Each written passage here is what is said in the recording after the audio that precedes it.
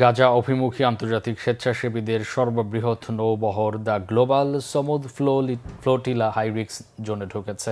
হামলার পাশাপাশি এই বহরে বাধা দিতে দখলদার ইসরায়েলের অপতৎপরতা বাড়ছে উদ্বেগ।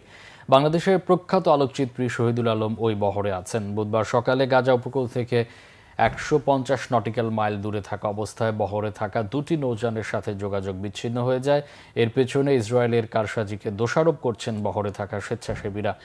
গ্লোবাল সমুদ ফ্লোটিলার নিরাপত্তায় একাধিক ড্রোন দিয়ে নজরদারি অব্যাহত রেখেছে তুরস্ক।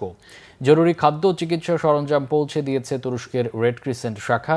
45টি নৌযানের বহরে পরিবেশ আন্দোলন কর্মী গ্রেটা থুনবার্গ, বাংলাদেশের আলোকচিত্রী শহীদুল আলম, ইউরোপিয়ান পার্লামেন্টের রিমা হাসান ও এমা ফোরেও বিভিন্ন দেশের স্বেচ্ছাসেবী সহ অন্তত 497 জন রয়েছেন। বহরে থাকা মালয়েশিয়ার 34 জনের সাথে ভিডিও কনফারেন্সে কথা বলে উৎসাহ দিয়েছেন দেশটির প্রধানমন্ত্রী আনোয়ার ইব্রাহিম।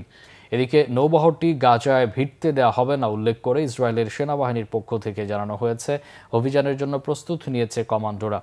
এর আগে এই নৌবহরে যাত্রাপথে ড্রোন হামলা চালিয়েছে ইসরায়েলি বাহিনী।